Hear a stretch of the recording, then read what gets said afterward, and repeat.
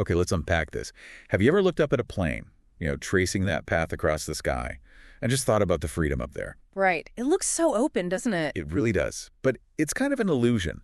What truly goes on behind the scenes, to keep our airspace safe and orderly, it's far more intricate and dynamically managed than most people probably imagine. Absolutely. It's a complex tapestry, really. Yeah. Invisible rules, rapid responses, critical decisions, often made in split seconds, all to ensure our security. Yeah. Today, we're diving deep into this fascinating, sometimes surprising world of aviation security. We'll explore how it impacts, well, everything from individual pilots just trying to fly their routes all the way up to global commerce. And for this deep dive, we're focusing on those crucial, often unseen layers of protection. Things like temporary flight restrictions, TFRs, you hear about them. Also, the really critical role of military intercepts. And how regulations adapt, right, to both everyday challenges and major crises. Exactly. We're pulling insights from quite a range of sources today. Aeronautics newsletters, official FAA guidelines, even public discussions around these measures. Our mission here is to sort of distill the most important nuggets of knowledge from all this.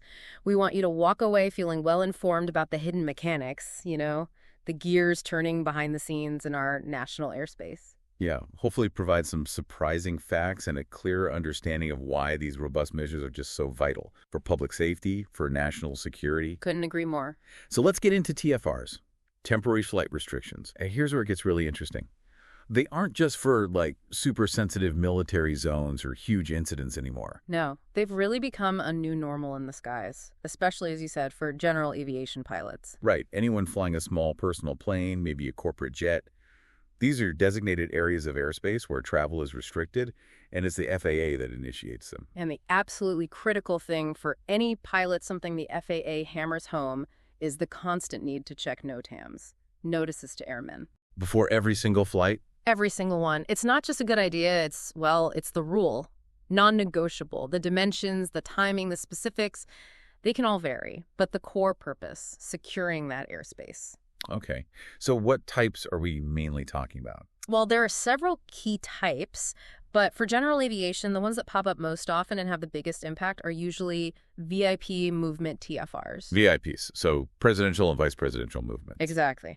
Presidential TFRs, they create this significant multi-layered security bubble. You typically have an inner core, maybe 10 nautical miles across, Okay. and then a broader outer ring, often 30 nautical miles. And these zones stretch vertically, too, from the surface right up to nearly 18,000 feet. That covers a lot of GA airspace. Oh, yeah. And that inner core, you said? That inner core is almost always completely inaccessible to general aviation aircraft, period. And why so strict? Just because of the VIP? It primarily boils down to security screening. GA aircraft, your typical private plane, they don't go through the same level of TSA screening for passengers and the aircraft itself like commercial flights do. Ah, okay. That makes sense. So if your local airport falls inside that inner core. It essentially becomes unavailable for private flights while the TFR is active. Tough luck. Right. And the outer ring, is that any easier? Slightly more flexible, yes. You can generally fly through it under instrument flight rules, IFR, or even a filed VFR flight plan. But, and this is key, you must get a discrete squawk code from air traffic control and maintain constant two-way radio contact. So controlled transit only. Precisely. And even then, activities like just circling around, loitering, doing flight training, practice approaches, or even just sightseeing strictly prohibited in that outer ring. The idea is controlled, direct transit, get in, get through, get out. Okay. And vice presidential TFRs? Less intense. Generally, yes. They're usually smaller, maybe a 3 nautical mile room, typically without that big outer layer. They might cause some minor delays, sure, but IFR flights talking to ATC are usually permitted. Gotcha. And besides VIPs? Well, you also see TFRs for major special events. Think the Super Bowl or the UN General Assembly in New York. Right. Structurally, they often look similar to presidential TFRs, but the good news is they're usually announced further in advance, sometimes a couple of weeks out. Gives pilots more planning time. That helps. And, of course, natural disasters. TFRs pop up quickly then to clear the airspace for relief efforts, protect emergency responders, that sort of thing. So it really feels like general aviation pilots bear the brunt of these restrictions compared to, say, Delta or American. That's fair to say, yes. The impact is disproportionate. Major airlines, they're usually exempt. They're already operating under positive ATC control. They have comprehensive security screening for everyone and everything on board. Right. The system already has a higher level of assurance with them. Exactly. So understanding the rules is one thing. But what actually happens if someone breaks them? If they fly into a TFR, that's where the unseen muscle steps in. Oh, yeah. And it can get serious fast.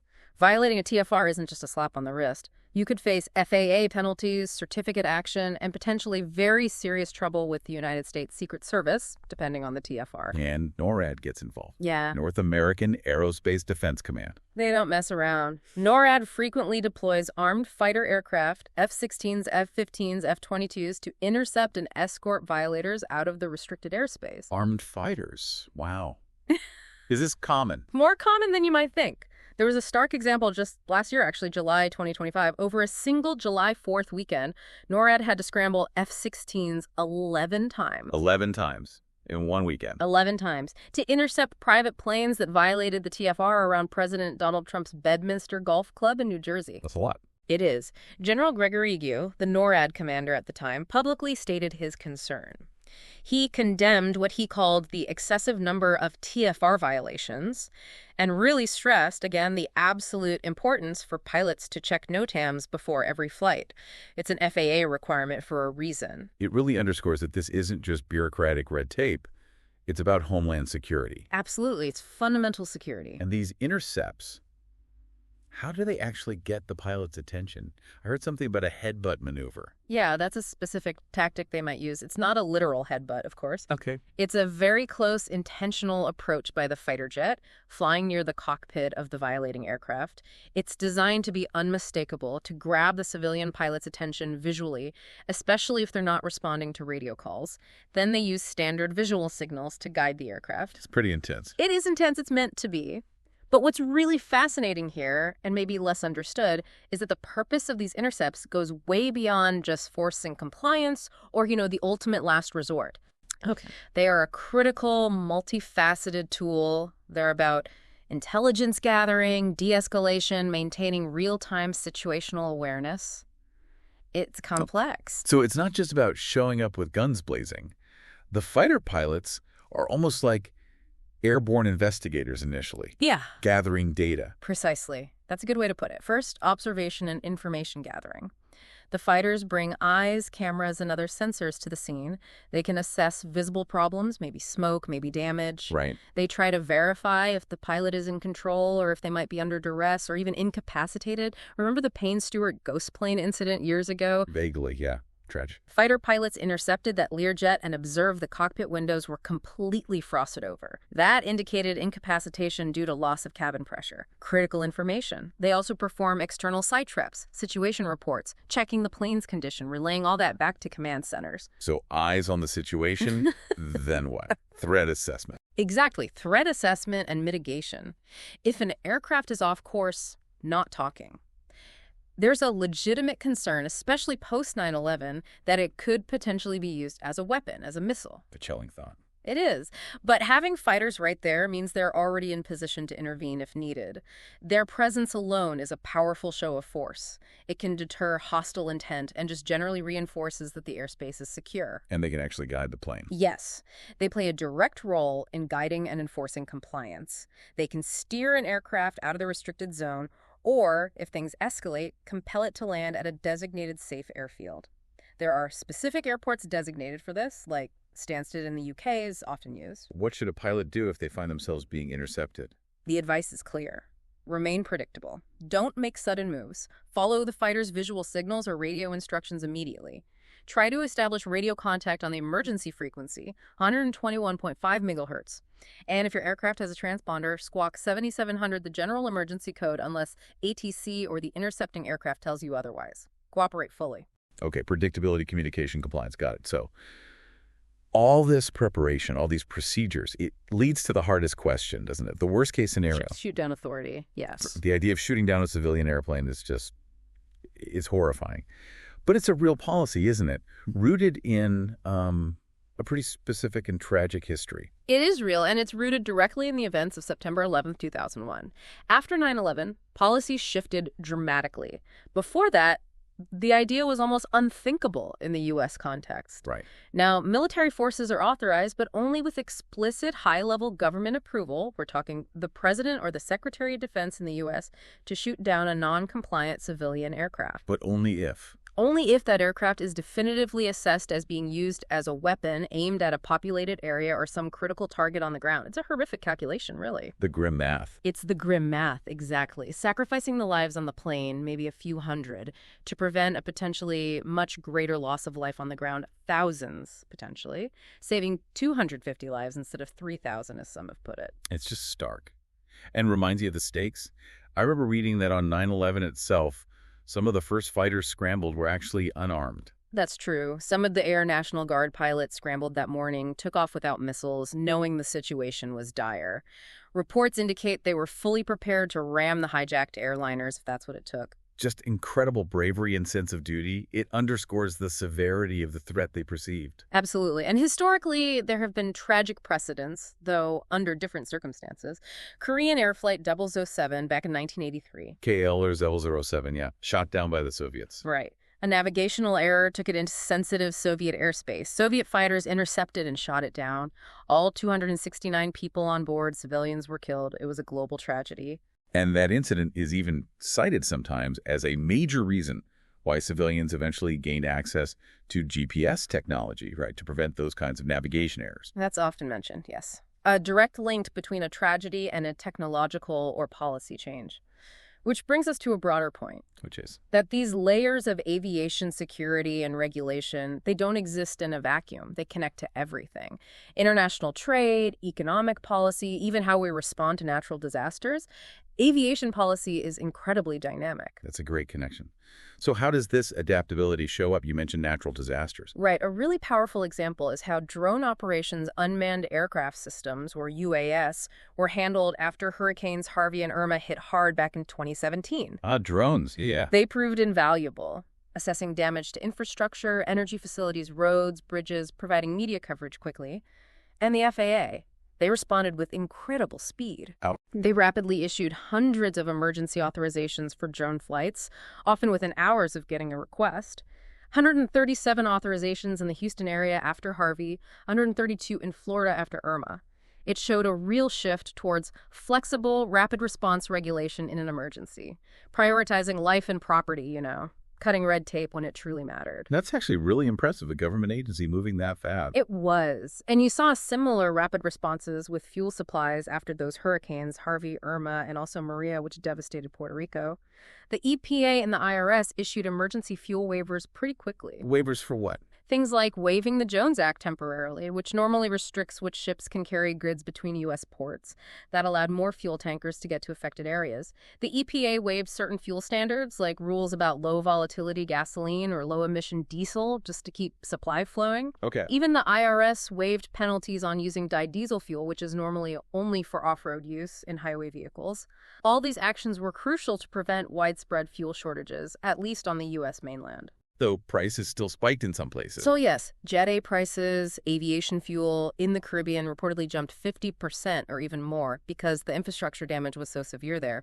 But these waivers showed how government can step in to stabilize essential supplies during a crisis. So regulation isn't just about restriction, it can also be about enabling responses. Exactly. But regulation also plays a huge role on the global stage, impacting international commerce, sometimes contentiously. Like trade disputes. Precisely. Take the transborder trade war that flared up involving Bombardier, the Canadian aircraft manufacturer, and their C-Series jetliner. Remember that? Vaguely. It involved Delta Airlines. Right? That's the one. Delta placed a large order for the C-Series, and reports surfaced they got a massive discount. Rumors were like 70% off the list price. 70%. Wow. Yeah, which, according to critics and competitors like Boeing and Embraer, put the sale price way below Bombardier's estimated production cost, maybe $71 million list, down to something near or below the $33 million it cost to build each one. Okay. That sounds like selling at a loss. Which immediately led to dumping accusations. Boeing filed a complaint, arguing Bombardier was using unfair government subsidies from Canada and the UK to dump planes on the U.S. market, hurting American jobs and manufacturing. And what happened? The U.S. Department of Commerce investigated and made a preliminary finding. They calculated something like a 220% subsidy, They proposed tariffs that high. 220% tariff. That would kill the deal, surely. It would severely hamper sales to U.S. carriers, absolutely. And it escalated tensions, even potentially affecting Canadian military plans to buy Boeing aircraft. It became a big political issue. But wasn't there another side to that? Arguments about Boeing's own support. There were. Critics point out that Boeing itself has historically benefited from significant taxpayer support, billions of dollars, often through mechanisms like the Export-Import Bank, which helps finance foreign sales. So accusations of hypocrisy. That was the argument from some quarters, yes.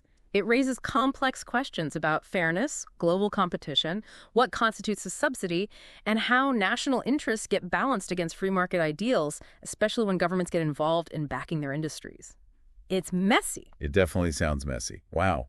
So this whole deep dive, it's really shown this hidden ballet almost happening constantly in our skies. That's a good way to put it. From the everyday reality of TFRs for pilots to the very serious, often unseen role of fighter jets protecting us, and then seeing how these rules and regulations stretch out to impact global economics, disaster response. It's constantly evolving. It really is. Yeah. And hopefully understanding these intricate layers, the protection, the regulation, gives you a deeper appreciation for the meticulous planning, the constant vigilance that's required. It's what keeps our modern world moving safely, both in the air and ultimately on the ground, too. It absolutely does. Makes you think about that incredible balance between, freedom of movement, national security, and the need for rapid response in what's clearly a very complex world. A constant balancing act. So maybe a final thought for everyone listening. The next time you look up at that plane streaking across the blue, consider this. What level of unseen control, what degree of readiness is truly necessary for us to feel safe in the skies? And maybe more pointedly, what trade-offs does that readiness demand from us as individuals and as a society, especially where our liberties might intersect with that collective security? A very important question to ponder.